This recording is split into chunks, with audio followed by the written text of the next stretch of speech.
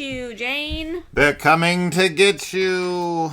Yeah, Kaylee's favorite movie ever, Night of the Living Dead. So, all the colors of the dark, which there's... How many colors are in the dark? When you're in the black darkness. Dark is the absence of color. Yeah. So there's 0 colors in the dark. Yeah. So, that's the answer. 0. To that question. All right, so we have been watching more Italian cinema as of late because Kaylee gave me shit in a video. And because my pride felt attacked, I had to, amplify the amount that we started watching. This is... Oh, actually, we watched this on something. Never mind. I really enjoyed this. I thought that this one had a great feel and visual style to it that I was super into. I can't tell you that I knew exactly what the hell was going on by any means, but I definitely was enjoying this one quite a bit. This got broken into about 8 different segments of watching because every time we tried to start it, we would get distracted by something. We had to leave. We had to do this. We had to do that. So this took a long time for us to visit. But it was actually pretty quick though, because I feel like we only started this like 3 days ago. But we were watching like 3 in 3 parts a day each day. Right, yeah. I actually like this one too. I think it has a really solid Giallo type of feel to it. Like, it has that aesthetic. I really love 70s horror aesthetic. Like, the more we watch of it, the more I'm like, it's getting up there with my love for 80s horror, to be honest. Like, there's just something about it that feels like dreamy and comfy and just like and like retro, and I don't know, I'm super into it. But I was also confused, part of it maybe being because we split it up into so much, but this was giving me vibes of Rosemary's Baby, like super heavy. And then also I started to get Carnival of Souls vibes as well for some elements that happen like later in the film. But I really liked it. I think that the lead actress in this is like totally gorgeous. I was just like kind of in awe of her beauty the whole time. She has such a 70s look to her as well, and I think that you even commented that lately we've been talking about people who look like they've seen an iPhone, like as far as like their aesthetics and the face and everything, and everyone in this film just looks so 70s and in the best possible way. But I think that there's really cool imagery in this. There's some like crazy dream sequency, nightmares going on that I was really into, and there's a lot of paranoia and questioning reality, and I'm really into all of that. So the whole freaking film, you can't tell like what's a dream, what isn't. Like, things were happening and then she would wake up and then you'd be like, did that happen or did it not? Most of the time, when she first woke up, I was like, oh, fucking dream sequence, lame, stupid, because I'm typically heavily against those. But then it kind of, as the film kept going on, I was realizing I don't know if she's dreaming anything she's dreaming outside of the opening, which is like her remembering her mother's death at the hands of this cult or sect.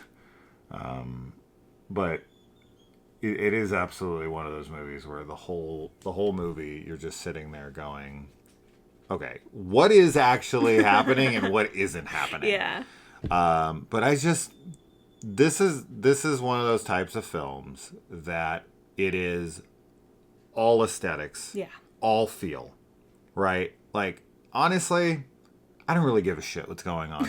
I really don't. This is like, the Patrick Williams video I was showing you, like the Vibes video. Totally. Where it's like, I don't fucking know. At the end of this, honestly, like, I'm not going to lie. I honestly thought the guy who pushed the dude over, her boyfriend, when he turned around, I thought it was a different dude. And I was like, wait, what? What just happened? And she was like, no, it was the same guy. And I was like, are you sure? And then I was like trying to figure it out in my head, and I was trying to look back on other parts of the movie. It's like, you know what? I don't really give a shit.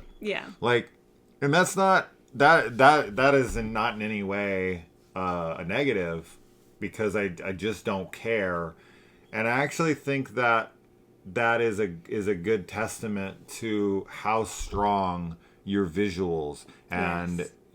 your visual storytelling and your atmosphere and your direction is, because there's so many films today that all it is its plot. Right? It's they have a director who knows basic shots. Yeah. Right? They use all the basic shots. They don't have any flavor. They don't have any style. They're kind of just they're hired for their competency. Right. Because they have a script that is very plot centric, and it's like, we just need the basic direction. We just need basic filmmaking here to tell a story. And that's all fine and well at times, right? Like, I like a combination of both. I want visual art, and I want it to be able to be a good story as well. That's the ideal. Yeah. But one can be really strong, and then the other one isn't as important. And this is just the flip side of that, where it's all style. Yeah. And the substance in it, it's at the end of the day, I'm just kind of like... Now, do I think on multiple watches I would start to piece together my own stuff? And is that a good thing? Yeah. Of course. I mean, if you can. But if you can't, I don't think it matters. Yeah. I think if you're watching this and you're like desperately trying to figure out everything, don't. Yeah. Like, just, you can, but if it's hurting your experience, I think that's where I'm saying don't. Right. If you're sitting there and you're like, I don't get it, so I don't like it, I don't think that's the point of this. I think with movies like this, honestly, I feel like the story is an afterthought for the people making it. Like, the script is almost written on the fly with ideas that the directors come up with for shots. There's almost like a writer on set that's like, okay, I want to do this where I sweep around here and I'm going to show all these different angles and we're going to be in this weird ass room. Write me something really quick, because we're going to shoot that. We're going to start putting all this stuff together. Give us some dialogue to throw in here. I don't really give a shit. Yeah, I mean, this is like the most generic 70s satanic panic type of like script imaginable. But yeah, I think that you said it perfectly. It's very much like a vibes movie, and that's definitely probably why I like 70s horror, is because there is such a focus on style and on visual storytelling, and it really being a visual art form. And I love that. I love seeing film in that way. And this is a cool one. If you haven't seen it before, I think you should watch it if you're a fan of Italian horror and Giallo films in particular. I think that it's worth a watch. And yeah, the director, Sergio Martino.